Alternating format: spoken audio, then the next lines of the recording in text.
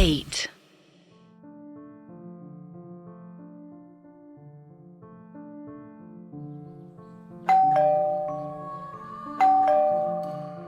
वेदा एक बड़े से घर के सामने खड़े थे। उनके साथ घर के मालिक गुरकीरत सिंह थे, जो उन्हें एयरपोर्ट पर लेने गए थे और आते आते उन्हें काफी देर हो गई थी और रात होने से पहले किसी न किसी तरह उन्हें घर वापस आना था और अभी रात हुई नहीं थी। वो बार बार बेल बजा रहे थे पर कोई दरवाजा नहीं खोल रहा था। अब वो दोनों ही चिंतित हुए कि तभी भागती भागती सिमरनजीत आई और उसने दरवाजा खोला। ओ क्या हो गया, तू दरवाजा क्यों नहीं खोल रही थी? गुरकीरत ने पूछा, जिस पर वो हाफते हुए कहती है, वो अपना शिंदा है ना, वो खेलते खेलते जंगल में चला गया। हम उसे ढूंढने गए थे पर वहां पर ढेर सारे भेड़िए थे और महक तक बड़े बड़े सांप दिखाई दे रहे थे। हम वापस आ गए। आप जल्दी से कुछ करिए, अपना शिंदा जंगल में ही है। ये सुन वेदा और गुरकीरत दोनों काफी चिंतित हो गए और वेदा गुरकीरत को रुकने का बोलकर सीधा जंगल की ओर जाने लगे। रात होने को थी और रात होने से पहले उन्हें किसी न किसी तरह शिंदे को ढूंढ कर लाना था। वेदा बैकयार्ड में पहुंचे और अब जाकर उन्हें वो नेगेटिव ऑरा सेंस हो रहा था और वो इतना ज्यादा था कि उनके रोंगटे खड़े होने लग गए थे। ऐसा लग रहा था कि जंगल में साक्षात दानवों का राजा रहता है, पर उन्हें अंदर जाना था और उस बच्चे को बचाना था। बैकयार्ड का दरवाजा खोल वो सीधा जंगल में गए। जंगल में बड़े बड़े पेड़ थे और वो काफी घना जंगल था। थोड़ी दूर जाते ही वेदा को बड़े बड़े सेंटीपीड दिखाई देने लगे। ऐसे कीड़े जो काफी लंबे होते हैं और उनके कई सारे पैर होते हैं। वो संख्या में बहुत बड़े थे और जमीन पर रेंग रहे थे और वेदा को सबसे ज्यादा डर इन्हीं से लगता था। वो किसी तरह हिम्मत कर उनसे बचते हुए आगे की ओर बढ़े कि अचानक से उन्हें ऐसा लगा कि उनकी पीठ पर कोई चल रहा है और शायद वही बड़ा सेंटीपीड था। वेदा एक झटके से वहां से भागे पर वो सेंटीपीड उनके पीछे पीछे आ रहा था। वहां पर ढेर सारे सेंटीपीड थे जो जमीन पर रेंग रहे थे। वेदा बचने की कोशिश कर रहे थे कि अचानक उन्हें बच्चे के रोने की आवाज सुनाई दी।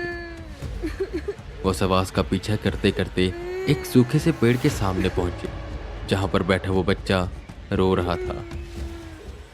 सुनो, डरो मत, मैं तुम्हें बचाने आया हूं। आओ मेरा हाथ पकड़ो, मैं तुम्हें घर लेकर चलूंगा। वेदा ने उस बच्चे की ओर हाथ बढ़ाया, जिस पर वो बच्चा रोते रोते कहता है, नहीं अंकल, बाहर मकड़ियां हैं, बहुत सारी मकड़ियां। वेदा ने आसपास देखा तो उन्हें बस सेंटीपीड ही दिखाई दे रहे थे, पर ऐसे कैसे हो सकता था कि उसे मकड़ियां दिखाई दे रही हैं और वेदा को सेंटीपीड। खैर, रात होने को थी।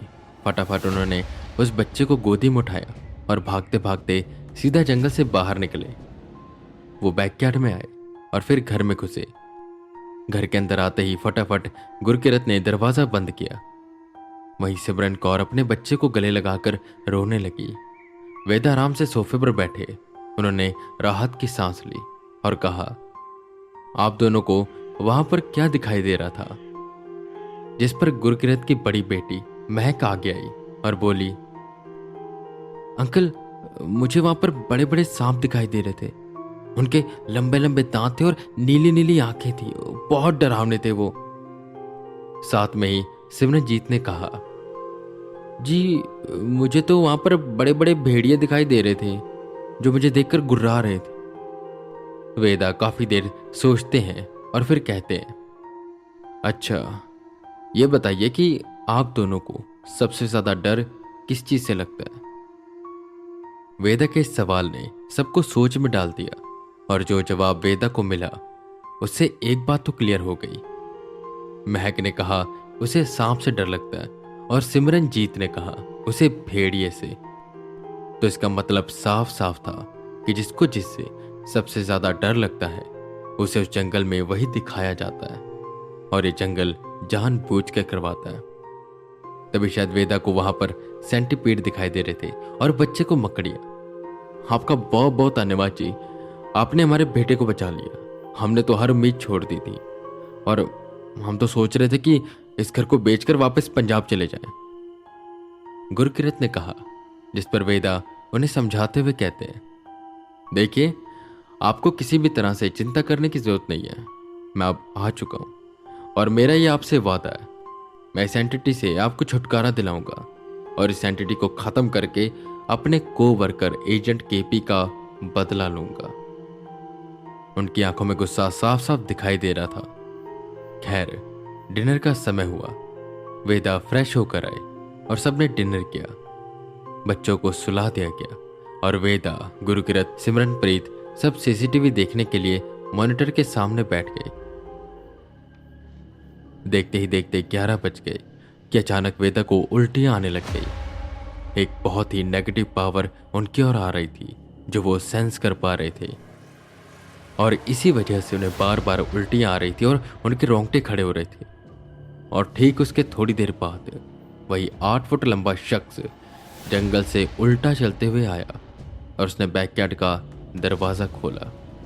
वेदा को उसका ऑरा महसूस हुआ जो हद से ज़्यादा नेगेटिव था। ये जो भी था इस दुनिया का नहीं था। वो अंदर आया, उसने घर के इर्द गिर्द चक्कर लगाए और इसी बीच अजीब सी फुसफुसाहट की आवाज़ घर में होने लगी, जैसे कोई कुछ चैंटिंग कर रहा है। और उसके तुरंत बाद वो एंटिटी वहाँ से चली गई। वो एंटिटी तो उल्टा ही थी पर गई सीधा। ऐसा लग रहा था कि उसने अपना मुंह बस एक दिशा की ओर किया हुआ है। वो कहीं भी जाएगी, कैसे भी होगी, उसका सिर बस एक दिशा की ओर होगा। पूरी चीज़ काफ़ी डरावनी थी। और क्या थी वो एंटिटी और उसका मकसद क्या था, वेदा ये समझ नहीं पा रहे थे कि तभी उन्होंने अक्षराज से पूछा, अक्षराज ये कौन है? ये इस दुनिया का नहीं लग रहा, क्या तुम इसे जानते हो?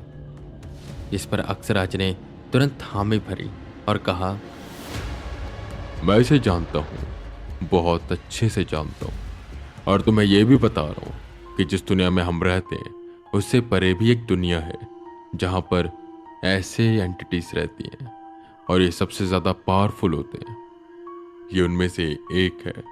अगर मैं आसान भाषा में कहूँ तो ये हायर बीइंग है जो डिवाइन होते हैं, बट डार्क डिवाइन। अभी तुम्हें ये सब समझ नहीं आएगा पर मैं तुम्हें इतना बता दूं कि इससे दूरी रखना ठीक है।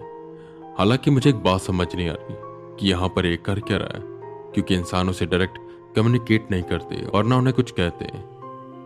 इनका काम कुछ और होता है और वो काम मैं तुम्हें बता नहीं सकता हूँ। और अगर ये उस काम के लिए यहाँ पर आया तो वेदा, बहुत खतरा है यहाँ पर। अच्छा रहेगा कि हम इस घर को खाली करवा दें, क्योंकि यहाँ पर बार बार आ रहा है और इसके बार बार यहाँ पर आने का सिर्फ एक ही कारण हो सकता है और वो कारण तुम्हें खुद पता लगाना होगा, क्योंकि मैं नहीं बता सकता।